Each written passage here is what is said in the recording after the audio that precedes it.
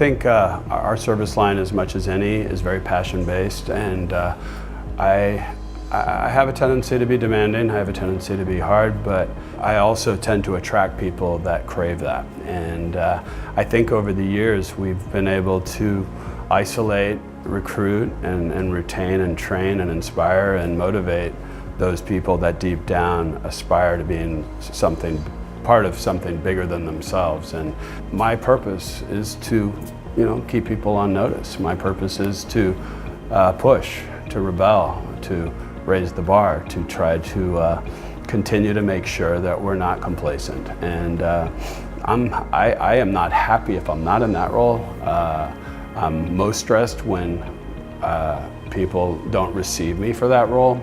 But at the end of the day, I'm extremely clear and extremely passionate that we are doing a great job, and we will always be able to do a better job.